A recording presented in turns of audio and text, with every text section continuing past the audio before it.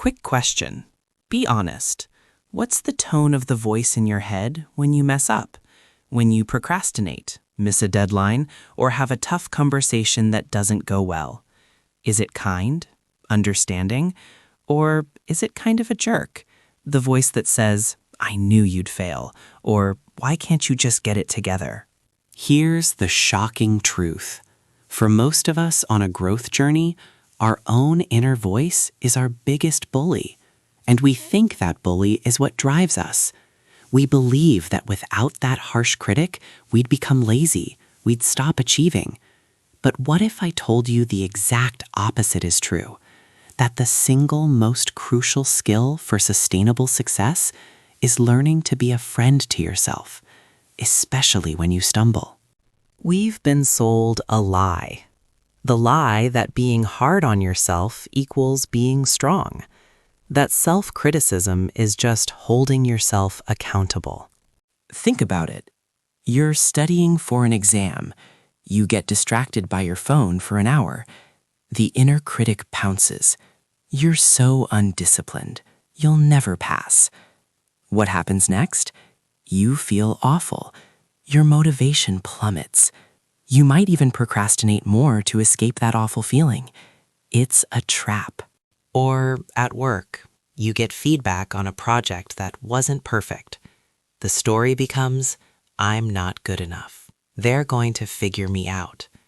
That story, it leads straight to burnout, because you're fighting a war on two fronts, the actual challenge and the enemy in your own head. We mistake beating ourselves up for having high standards, but it's not. It's just beating yourself up, and it stops growth dead in its tracks. So, what's the alternative? The alternative is to become your own coach, not your drill sergeant. A good coach doesn't scream you're worthless when a player misses a shot. They look at the data. Your elbow was out. Let's adjust. This is the first big shift. Start treating setbacks as data, not failure. Let's make it real. You procrastinated on that report. Instead of "I'm lazy," the data is "I put it off because the first step felt overwhelming." That's useful. The solution isn't self-hatred. It's breaking the first step down into something tiny. You snapped at your partner after a long day. Data point. My stress tolerance was low because I skipped lunch and had back-to-back meetings. The fix?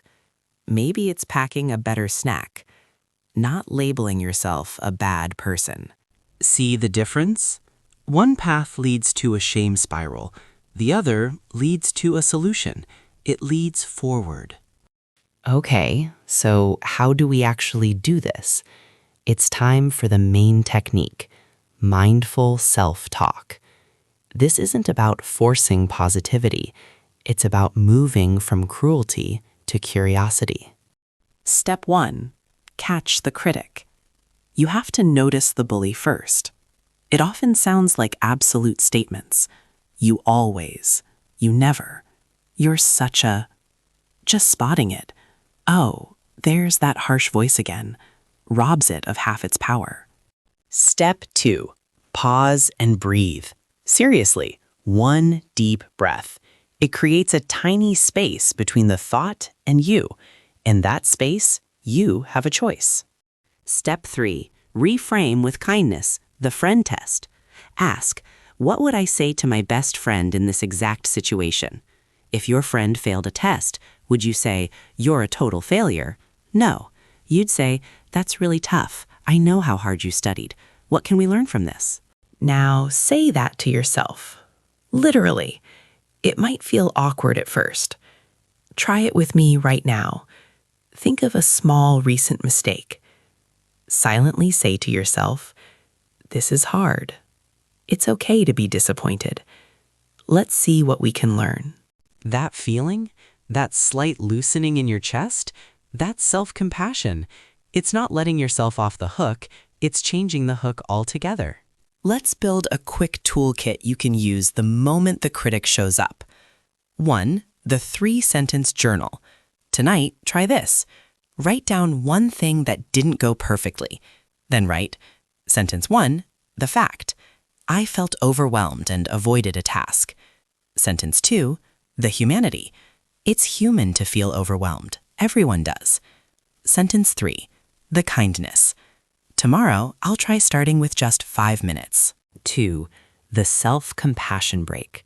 When stress hits, a bad grade, a work conflict, put a hand on your heart.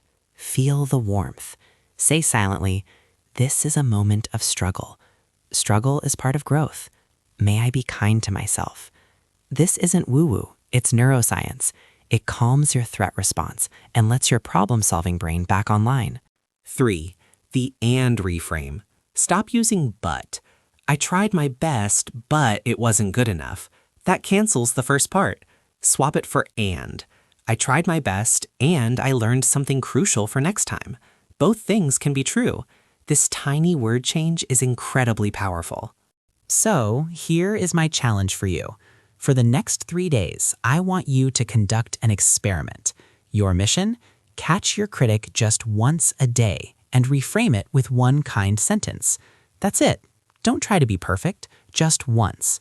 When you hear, "You idiot for sending that email with a typo," pause, breathe, and try, "Everyone makes typos. I'll proofread more carefully next time." Notice what happens. Do you bounce back faster? Feel a little lighter? That's sustainable growth.